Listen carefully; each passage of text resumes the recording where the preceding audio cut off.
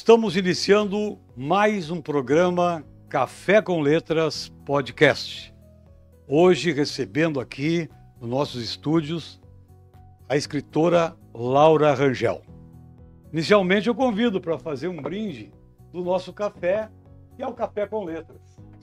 Bem-vinda ao nosso Café com Letras, esse podcast que visa mostrar para a sociedade brasileira os escritores, principalmente os escritores independentes, né?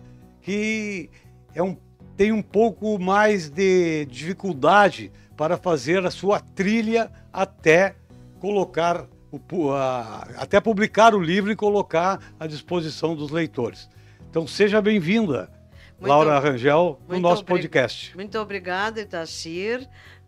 Ser recebida por um cafezinho, Café com Letras é tudo de bom. Parabéns pelo programa, um prazer estar aqui. E bom, cada dia que passa, mais participantes vêm até o nosso podcast, né? E te digo, está tendo uma boa aceitabilidade. A sociedade está começando a gostar do tipo de programa e é importante, né, que as pessoas que vêm possam explanar tudo sobre a sua pessoa, sobre o seu trabalho, sobre a sua dedicação às letras, né? Que esse é o nosso objetivo. Então eu vou para uma pergunta assim tão trivial, né? Quem é a nossa amiga Laura Rangel? Buenas. A Laura Rangel, bem gaúcha, né? Como você já deve estar vendo. Eu nasci, me criei, cresci em Porto Alegre e morei na Rua dos Andradas, só que agora para vir ao centro me atrapalho muito, porque a gente passou a morar nos bairros. Até fiquei surpresa, a Rua da Praia a Rua dos Andradas aqui tá vazia. Nunca vi a Rua dos Andradas vazia, não sei o que houve. Bom, enfim.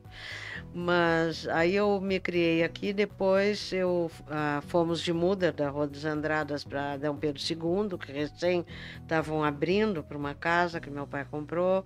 Agora é a perimetral, né, que vai para o aeroporto lá da Zona Norte. Sim. E Porto Alegre cresceu muito, a gente até falando assim se espanta, né, de tudo que evoluiu e cresceu e ampliou. Eu sempre fui uma boa aluna. Quer dizer, para não dizer sempre, primeira série, eu tive alguma dificuldade.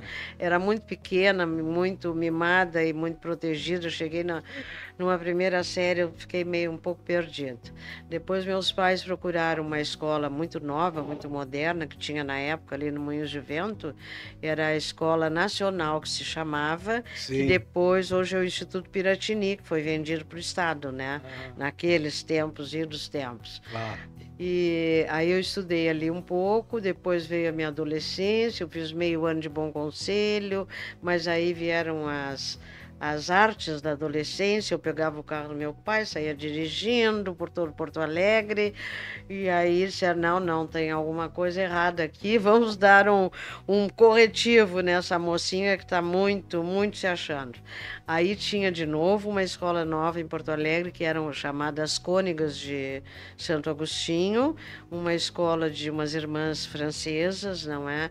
Muito sintonizadas com a época, e a época era uma época já política, eram muito politizadas. Nós, como éramos filhas de uma classe com poder aquisitivo naquela época, elas fizeram nós fazer trabalho social, subíamos o morro, cuidávamos dos pobres ali da vila. Hoje nas imediações, bem antes de Viamão, São José, ali tem uma capelinha São José, ali tinha um morro, etc. Mas eu fui para esse lado porque depois da ida para as Cônicas, eu escolhi fazer o clássico, e aí sim o mundo das letras se abriu para mim. E não que eu tenha começado a escrever, mas as leituras em várias línguas começaram a acontecer. Eu ainda sou do tempo de aprender latim, né? Sim. Importante também. Então eu tive uma muito boa formação, escolhi o clássico, saí do clássico casando, né? Casei, aí sim. Era bem jovem, fui morar em Uruguaiana. Aí eu saí de Porto Alegre por 10 anos. Foi para a fronteira oeste do Para estado? a fronteira oeste, que meu marido a família tinha campo lá.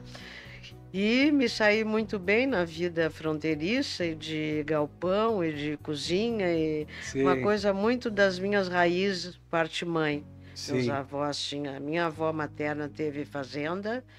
Eu cresci dentro de uma estância, mas bem aqui mais perto, em São Jerônimo, da família Porto, né? Que meu nome completo é Laura Porto Leite Rangel.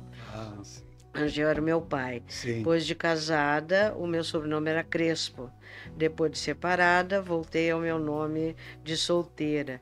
E isso me faz lembrar, porque ontem, dia 8, foi o dia da mulher, né? De Exato. todas nós mulheres, que eu tive assim muita vontade de me independizar num determinado momento da vida, de cortar com aqueles laços femininos das minhas antepassadas, da minha mãe, da minha avó, embora valorizando muitas coisas boas, como valorizei toda a vida, eu tive 5 filhos, tenho a construir casa, construir família, né? Claro. Gosto das coisas de dona de casa, mas era alguma coisa muito íntima minha que eu tinha que cortar alguns elos, não sei se são elos, que o elo junta, né? Isso. Cortar alguns nós que ficaram, pelo menos na minha cabeça, no meu Sim. caminho. Aí eu busquei tratamentos, eu me analisei, em função da psicopedagogia, que eu fiz quando voltei a Porto Alegre, né? Daí que eu completei a minha vida acadêmica. Daí que eu fiz letras e daí que em seguida eu fui para a psicopedagogia, que me profissionalizou como clínica, né? Sim. E eu, por 25 anos, tive consultório trabalhando crianças e adolescentes com as ditas dificuldades de aprendizagem. Bom, e aí a leitura entrou com tudo na minha vida, porque eu lia com eles, os mais velhinhos, né, do Anchieta. Eles tinham dificuldade de pensamento, dificuldade de interpretação de texto, e aí eu oferecia leitura já para eles. Eu fazia, não rodas de leituras como Sim. agora, mas a leitura individual. Até coincidentemente, há pouco tempo ganhou o filme esse, né, do Walter Salles. Ainda estou aqui, de uma época difícil da vida, que eu vivi tudo isso, Claro. lá em Uruguaiana, quando voltei para Porto Alegre, que a revista Veja me instruiu, porque não tínhamos nada. Não é? É incrível a gente pensar que não tinha celular, não tinha telefone, assim, acesso tão fácil de ligações de Porto Alegre e Uruguaiana. Então, realmente, a revista Veja já existia. Quando eu voltei para Porto Alegre, me politizei, digamos Sim. assim, Sim. no sentido das coisas que estavam acontecendo. Mas voltando ao filme, o que eu queria dizer é que com os meus pacientes da época, e foi um boom quando a ditadura foi se despedindo, não é? Sim. Nos anos de 64. Aí eram músicas, letras de músicas maravilhosas, esses cantores todos daquela época. Aí eu lia com os adolescentes as letras das músicas, o Cazuza é um deles, que depois, um pouquinho depois, né, teve a questão da AIDS.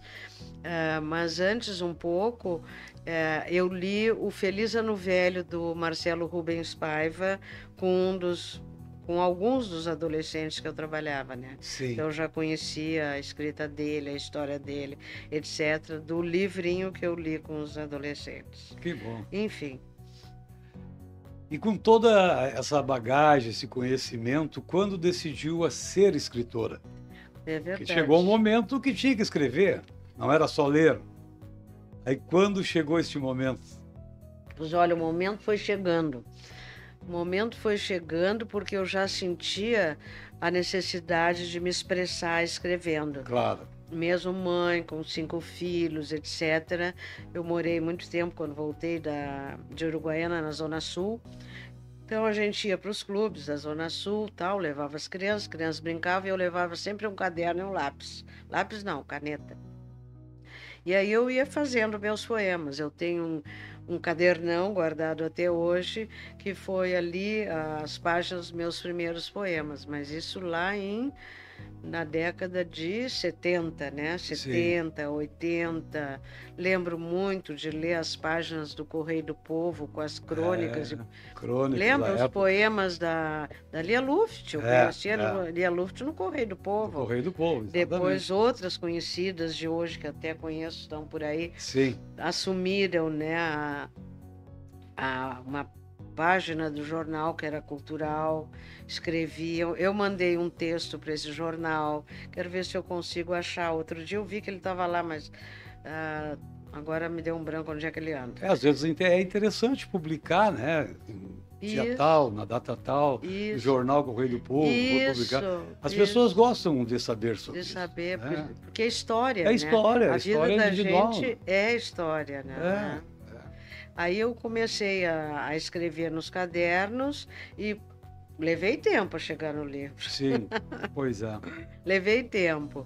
Muito envolvida com o meu trabalho, escrevendo textos científicos, estudei muitos os teóricos, né, da psicopedagogia, fiz curso de psicanálise. Então, a minha vida foi de muito estudo nesse tempo todo e da minha área, na área científica. Aí eu nem tinha tempo para ler poesia, né? Sim, claro, óbvio. Imagino. Aí eu fazia trabalhos para apresentar, passei um tempo viajando em congresso em São Paulo, apresentando temas sobre dislexia, sobre HTDI, que hoje se fala tanto, mas isso já vinha lá daquele tempo de 80, se medicavam as crianças, não medicavam as crianças, né?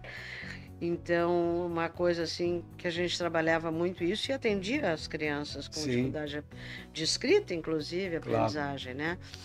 Bom, mas sempre a poesia vinha, né? Meu passatempo era escrever alguns poemas, né? Olhando, enfim, para a natureza, que eu adoro, na praia, nos dias livres. E aí eu levei um bom tempo. Precisou, de repente, aconteceu algo muito trágico na minha vida, né? Foi a perda de um filho, mas aí já na década de 2000, 2006, eu perdi um filho de acidente de motocicleta. Ele era casado já, tinha uma filhinha, que é a minha neta querida, que mora em Portugal, hoje, com 30 aninhos. Sim. E aí, sabe que a clínica eu fiquei meio paralisada, não queria mais clinicar, não queria ir para a clínica, e aí que aumentou a minha vontade de escrever. E eu fiz um primeiro curso, cujo livro é esse aqui. Ai, eu saí do microfone. Naquela época existia um centro cultural muito bonito chamado Estúdio Clio. E lá eles faziam cursos e davam palestras. Bom, e eu ia lá frequentemente. E esse livro é uma antologia, como se diz, né? Tem vários escritos de várias pessoas aqui de Porto Alegre sobre a infância em Porto Alegre. Aí tem um texto que eu falo mais ou menos o que eu contei aqui. Foi o meu primeiro livro, foi 2013. Bom, aí seguiu-se. E o que ficou para trás, em 2010, 2011, me veio a ideia de fazer grupos de leitura, porque eu estava querendo voltar para a ficção, que eu tinha tido na Letras, não é? Muito literatura gaúcha, e queria voltar a ler, e realmente aí é o diferencial da literatura e da leitura, né? Aí eu criei as rodas de leitura. Qual foi o primeiro livro totalmente escrito por você que foi publicado? Bonecas Russas. Isso. Depois desse, daí eu já estava com a roda de leituras, né, em andamento, aí eu publiquei o Bonecas Russas. Poderia falar um pouco mais sobre o livro Bonecas Russas? Pode até tirar aí e mostrar aí para o pessoal também, e falar um pouco mais qual foi o objetivo, o que traz o livro, o que pretendeu com o livro. O objetivo, né, bem dizer, ou seja, objetivamente a gente não sabe muito bem, mas foi um momento que eu já vinha escrevendo nos meus cadernos e me incentivei muito pelas leituras que nós estávamos fazendo, já tinha o grupo da Roda de Leituras e estava muito ativa no Facebook, nas mídias sociais, que eu gosto, eu não sei mexer, mas eu sei usar. Eu sou uma usuária, o Facebook até me dá premiações lá, que eu sou isso ou aquilo, porque eu tenho seguidores e... Que bom! O Instagram. E aí eu comecei a usar muito a internet e comecei a contatar pessoas, poetas, né, do Rio de Janeiro, de outros locais. E naquele tempo eu já tinha muito o livro, parecia que já estava na minha cabeça. Foi esse o boom que eu achei, não, eu vou escrever. E comecei a escrever e pedi quem é que me indicou, porque como eu comecei a conhecer muitas pessoas em função das rodas de leituras, que eu já conhecia, mas que se aproximaram, eu tive a indicação do falecido já há muitos anos, Paulo Bettencourt, que foi um grande professor, ele se chamava oficineiro, né? Oficineiro. Um professor de poesia. E eu fiz esse livro, quando eu mandava os poemas para ele, ele quase que não corrigia, disse, mas Laura, tá pronto teu livro? Que E legal. claro que aquilo me animava, lógico, ele Lógico, fazia pequenos concertos, né? Lógico, professor é para isso. E eu fui escrevendo. E o livro saiu assim, brotou e saiu. Aí eu tenho um poema aqui dentro chamado Bonecas Russas. Vamos ver se eu acho. E aí ele sugeriu a editora, que é uma editora que está bastante em voga aqui em Porto Alegre, que é a Bestiário, né, do Roberto Prim. Eles eram amigos, sugeriu o Prim, e o Prim fez o livrinho. E daí eu perguntei para o Paulo, mas e o título, Paulo? O título? Ele disse, o título já está lá, Bonecas Russas, página 54. Eu vou ler para vocês o poema que deu o título ao livro. Mulheres foram feitas de barro, não, de pano, de carnes, de útero, de entranhas prenhes e dores perenes. Mulheres são feitas de carne e osso, de força, não nos músculos, na alma. Mulheres desfeitas, apagando-se, em modelos comprados, de imagem cultuada e prestigiada. Mulheres morrendo em busca do belo só da carne. A alma desfalecida, mulheres desfiguradas. Muito lindo o poema. Muito lindo. E depois eu tive uma grata surpresa, como eu estava te contando, eu fiquei muito popular, não sei se é o termo, com muitas amizades no Facebook, nem tinha o Instagram, até hoje eu tenho uma certa resistência com o Instagram, não sei lidar tão bem como o Face. Claro. E começaram a surgir pessoas simpatizantes, né? E surge minha amiga no Facebook, essa senhora que tu está olhando a capa do outro livro, que é a doutora Dalma Nascimento, uma senhora que fez 90 anos, a finalzinho do ano passado, não minto, em janeiro, e ela é uma professora aposentada da Universidade do Rio de Janeiro, e ela se encantou com o que eu escrevia, ficamos amigas, e uma pessoa extremamente generosa. Eu mandei os livros para ela de presente, esse e esse aqui, que eu já tinha, né, também. Sim. Esse é de 2015, esse aqui de 2018. E ela se encantou com os livros e ofereceu para fazer uma análise crítica do meu livro Bonecas Russas. E aí montou esse livro para mim, me presenteou com o livro, e ela fala aí uma coisa, é toda uma análise profunda, não é? Ela diz que não é tão profunda, imagina se não é. Ela fez uma análise sobre os poemas e ela traz questões muito importantes que eu nem sabia, que os meus poemas são alegóricos, né, que eu uso sinônimos, que eu uso alegorias. Tanto é que o primeiro poema, isso é uma coisa que eu escrevia assim, já não estou escrevendo tanto assim. Por exemplo, o primeiro poema desse livro chama-se Formigas, e que me veio assim um dia que eu estava na rua, no supermercado, e vendo as mulheres carregando as sacolas, né, de compras. Aí eu criei esse poema chamado Mulheres e Formigas, carregando sacolas, formigas na constância do incessante caminhar. Eu olhava a janela numa manhã de procuras, a cabeça um radar de um lado para outro, por aí vai. Oh, que legal. Muito bem. E isso eu achei, era um estilo.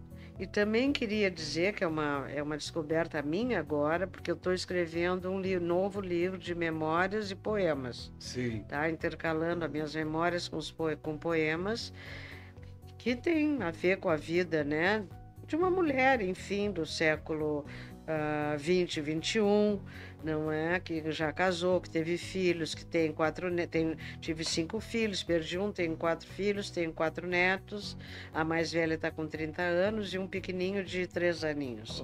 Do meu filho mais moço, que eu tive uma rapa de taxa no meio do no final aí de casamento e tudo, eu tive um pequeno, que é o Rafael.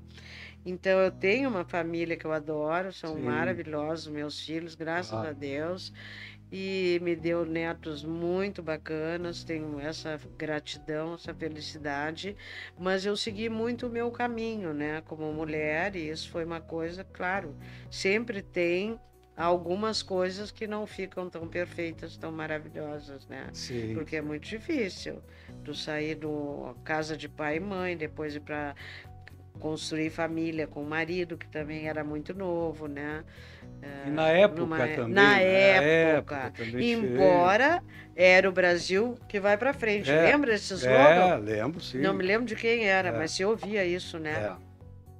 Mas os contatos eram mais dificultosos, né? Não se tinha um telefone. Sim, mas como se tem hoje, não se tinha uma rede social que tu possa falar. É outro momento, outro mundo, né? Que quem não viveu fora da internet nem sabe o que é. Nem sabe o que é, né? Nem sabe o que é. Nós somos do tempo da máquina de datilografia. Exatamente. Não adianta, era o máximo. A maquininha Olivetti. Olivetti, quem tinha uma máquina era poderoso, né? A escritora Laura Rangel tem uma novidade, algo que que eu desconhecia da escritora. Eu vou ler 2 títulos de livros aqui e ela vai explicar melhor para nós do que se trata e como é que chegou a fazer, auxiliar na confecção desses livros, que é A Vida Me Ensinou a Fazer Festas, Meu Pai com Alzheimer. São 2 livros. Isso. Qual a sua participação nesses livros? Pois com essa minha conexão na internet, né, no Face, as promoções da roda de leitura, que a todos os meses a gente chama com um card sobre os encontros da roda de leituras, que iniciou em 2011, no modelo que está até hoje. Antigas conhecidas me chamaram, por exemplo, como é o das festas? A Vida Me Ensinou a Fazer Festas. A Vida Me Ensinou a Fazer Festas é um trabalho da Maria Isabel Cirne Lima, Bé Cirne Lima, que foi minha contemporânea nas Cônegas, no colégio. Claro, a gente faz amizades na escola. Claro. E ela também mora em Porto Alegre, também casou, tem vários filhos. Mais do que eu, acho que são 6. E desde aquela época a gente sempre sabe notícia uma da outra, mas nunca tivemos uma proximidade maior. Sim. Aí ela disse, Laura, eu quero falar contigo. Me ligou um dia, fez um telefonema, disse, tá, tudo bem, vamos tomar um café. Atualmente a gente toma café, né? Combina para tomar um café. Daí fomos no Shopping Moinhos, que ela mora lá ainda, eu já morei lá, agora eu estou em Petrópolis. Sim. E aí ela disse, eu tenho visto que tu escreveste, está lançando um livro, eu quero escrever um livro, mas eu preciso de colaboração, não quero escrever sozinha, porque não é minha área. Claro. Né? Ela é uma pessoa expert em festas, faz há muitos anos, festas em Porto Alegre. Sim. Na Bé Cirne Lima, que é o nome da empresa dela, de festas.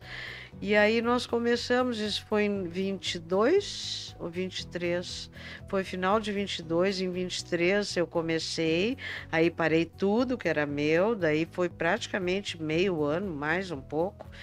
Setembro foi lançado esse livro da Bé, que ficou muito bonito. Peço desculpa de não ter trazido, mas é que livro pesa.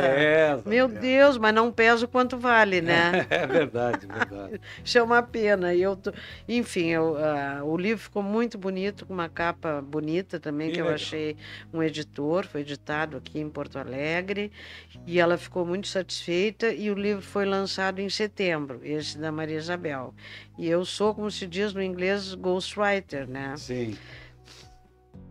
Laura Rangel, e sobre o livro Meu Pai com Alzheimer? Pois olha, esse livro foi também em 2022, a amiga Maria Nilda, da Flowers, né, uma empresa que ela tem de óculos, ela me procurou, ela participou de algumas rodas de leitura conosco e aí ela ficou entusiasmada de escrever um livro. E ela perguntou para mim, né, se eu poderia também trabalhar com ela na escrita desse livro, que ela queria contar. Ela já tinha escrito algumas coisas sobre esse acontecimento do pai dela ter tido Alzheimer e depois ter falecido bem durante a pandemia. Aí ela me mandava os textos já escritos por ela escreveu muita coisa e eu ia ajeitando e saiu um livro, né, que também foi lançado o ano passado, mas ela não fez muito burburinho, muito quietinha. Ela, quando eu vi, o livro já estava até encadernado, eu levei um susto. Aí ela achou editor, o filho dela, que é um advogado também, deu uma força. Quando eu vi, eu só diz ela, estou te convidando para o lançamento do nosso livro. O quê? Nossa! Foi uma surpresa e tanto. Que legal. E é um livrinho menor, mas ficou muito bonitinho. Um livro triste, né? Porque fala de uma doença, mas muito atual, né? Vamos falar um pouco das tuas medalhas, né? Estou enxergando 3 medalhas, são entidades que você participa. Exatamente. Explique para nós um pouco mais sobre as medalhas. Pois olha, aqui em Porto Alegre, quando a gente começa a aparecer na mídia como escritor e tal, existem instituições que se dedicam a congregar escritores, né? E também oferecer promoções de premiação de texto. Eu fico assim, homem. Eu sou um pouco preguiçosa para mandar texto para premiação. Quando eu vejo, já passou. Agora perdi um também que já tinha passado a data. É um horror. Bom, mas não há de ser nada, é o melhor. Aí, uma das primeiras academias que me acolheu e me convidou para ser sócia foi a AGEB, né? Que é a Associação de Jornalistas e Escritoras do Brasil, que foi fundada por uma pessoa curitibana há muitos anos.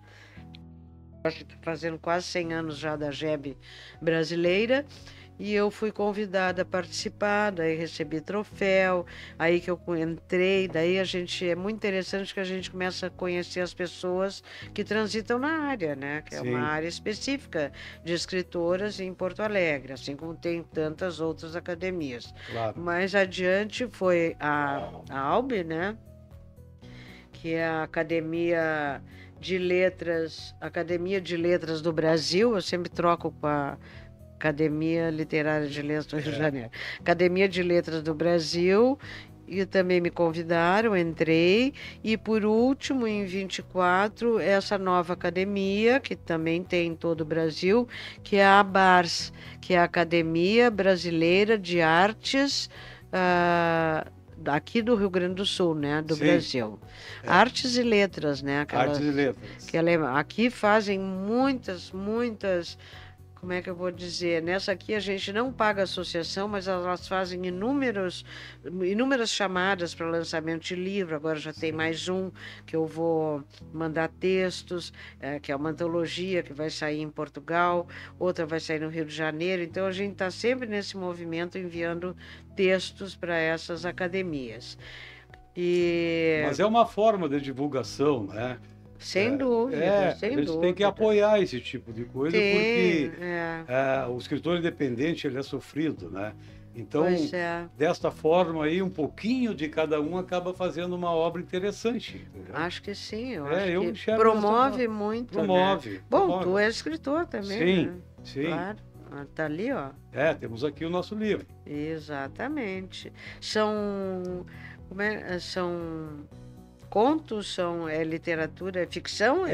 Isso aí é motivacional, né? É motivacional. Na busca de sucesso, na busca de melhores de vida, então. Melhoramento de vida, né? E tu é sócio da ALB também, né? Também. É lá que eu acho que a gente se conheceu ano passado, né? Na última reunião que teve, eu participei. Teve na Câmara de Vereadores ali também, né? Não sei se tu foi lá. Não, esse ano eu me distanciei um pouquinho da ALB, também ficam muitas coisas, muitos compromissos, e aí não consigo dar conta de tantas coisas. Né? Porque eu tenho... Essa parte. Saiu do contexto. Tá, mas tranquilo. Vamos continuar então? Tá. Me diga uma coisa, Laura, sobre a roda de leituras. Eu sei que tu tem um grupo, que tu lidera um grupo muito interessante, inclusive, não me recordo aqui, uma pessoa um dia me falou sobre o grupo, que participa, eu não me recordo desse momento, e é interessante, um grupo que vai discutir, debater, Sim. a roda de leituras. O que tu nos Pois a diz roda disso? de leituras também já ficou velha. É? Tá com 14 anos, vai fazer Oh. 15 nesse final de ano. Sim, já vai debutar então no Vai final do ano. debutar. Pois é. E então, eu também, né, naquele movimento que eu parei a clínica, eu fechei a minha clínica, comecei a procurar assim outras possibilidades de fazer coisas que eu gostaria de fazer, me aposentei e tal. E aí surgiu uma ideia, assim, né, de continuar trabalhando com literatura. Sim. Como é que eu ia trabalhar? Daí, naquela época, eu era muito próxima, muito amiga de um curso, de um Instituto de Letras, um instituto pequeno, não a PUC. Sim. Uma escola de ensino de idiomas francês e inglês, e eu procurei, né, as pessoas dali, que eram até meio da minha vizinhança, eu morava naquela época na rua Barão de Ubá, ali na Bela Vista, e falei com acho que é Kátia, a querida Kátia, professora de francês, e ela achou ótima ideia, e eu fui apresentar o meu primeiro trabalho, que foi diferente do que é hoje. Sim. Mas enfim, juntaram um pouco as pessoas ali, e a gente trabalhou os contos de Machado de Assis. Foi muito interessante, porque tem tem uma diferença muito grande, agora já aponto outra diferença. Qual é a diferença? Porque as pessoas vão dizer, ai, meu Deus, roda de leitura, mas eu leio sozinha. Sim. Mas não é bem assim, né? Claro. Tem diferenças muito grandes. Uma coisa a gente lê em voz baixa, lê sozinha, lê na cama, lê na cadeira, mas tu não tem com quem, né, trocar, fazer a interlocução do lido. Então a leitura fica lá, estacionada na tua mente. Muitas pessoas têm dificuldade de escrever, não escrevem um resumo, uma sinopse, vão lendo a distração como um entretenimento, né? Sim. A leitura como entretenimento. Leitura não é só entretenimento. Claro.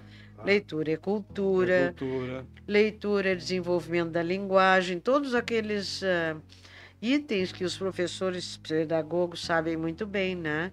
Que aumenta o vocabulário, que ajuda a compreensão, que melhora a linguagem oral, tudo isso sabemos. E atualmente está se dando conta, se prestando atenção, e eu também digo isso muito pela minha experiência das rodas, que é extremamente terapêutico. Sim. Ler e depois poder discutir o que leu, e a gente percebe, eu como tenho formação, né, na psicanálise, Sim. a gente percebe como a gente, enquanto leitor, se coloca no personagem, né, ou a favor ou contra. Claro. Então é muito interessante poder abrir o espaço para esse tipo de interlocução, que dependendo do grupo que se está trabalhando, às vezes não é possível. Que as pessoas podem se reprimir, as pessoas podem se ofender, então depende muito do grupo, né? Para poder trabalhar até mais terapeuticamente. Isso, mas existe essa possibilidade. Eu tenho um grupo fixo de roda atualmente, que a gente se encontra nesses 14 anos, mas sempre com a liberdade. Uns saem, outros entram, abrindo para pessoas novas. Eu estou com algumas modificações em mente aí para esse ano, mas mantenho esse grupo que ficou, que é o dos primórdios. Então, a gente tem um livro por mês que a gente lê, senta e discute. Interessante. O livro desse mês, e por que eu escolhi, que eu acho que isso também é importante, né? Eu faço a escolha dos livros, mas às vezes troco, as pessoas dão sugestões, eu aceito. Por exemplo, em 2023, nós lemos 3 a Isabel Allende, nós lemos 4 livros da Isabel Allende. Nos prendemos naquela leitura, porque os livros dela são muito interessantes. Lemos muito. Depois, o 24, eu decidi que a gente continuasse por países. Aí estávamos na Isabel Allende, que é descendente neolatina, né? Sim. E fomos para outros dois, então fomos para o Garcia Marques, que tem um livro pós-morte lançado, né? Que é um livrinho pequeno chamado Agosto, muito interessante. E fomos para o Vargas Llosa, que é espetacular. Por sinal, agora tem um último dele saindo, Por que Fazer Silêncio? Alguma coisa assim, que ele está no fim da vida, né? Sim, Já. sim. Acho que já fez 90. Deve ter. Deve Por ser. aí. Mas aí, esse ano, o que aconteceu? É o ano do Érico Veríssimo.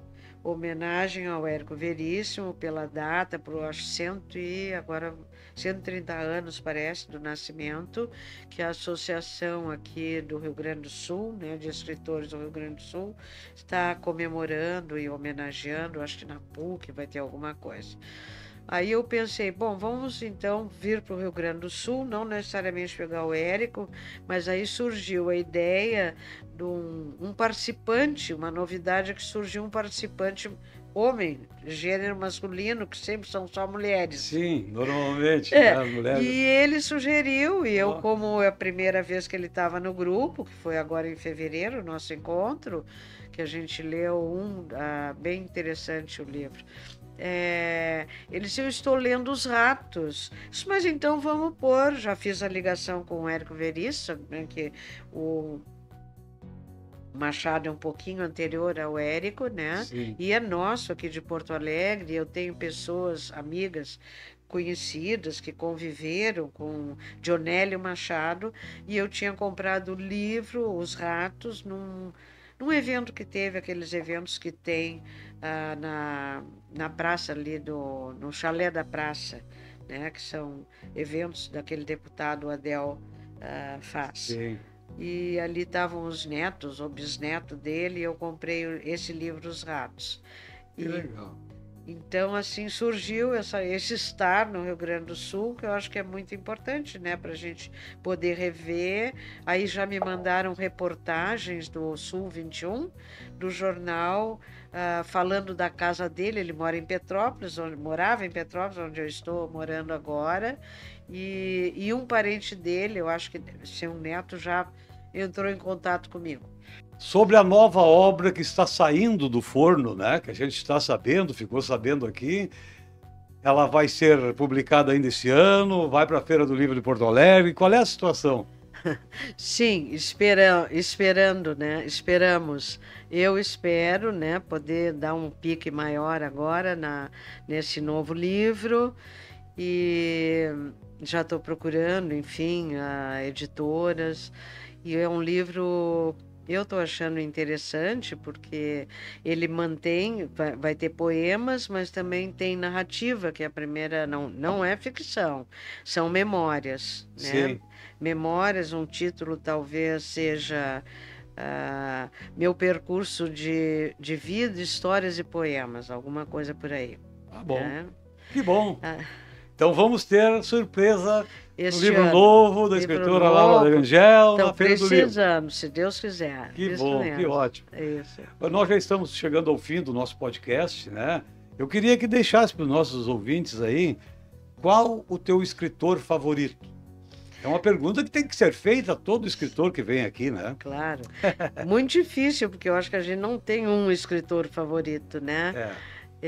Mas eu, durante muito tempo, eu respondi essa pergunta, que foi um dos livros que eu li, não há muito tempo, como é que eu posso te dizer? Eu acho que é uns 10, 15 anos, e para quem é jovem é muito tempo, né? Sim. Que é o Milan Kundera. Eu adoro as obras dele, e aquele livro A Insustentável Leveza do Ser. Meu Deus, aquele livro para mim é um espetáculo. Eu gosto muito daquele livro, li de novo atualmente, mas não me deu a mesma sensação dos 12, 15 anos atrás. É interessante isso, por isso não é só um livro preferido.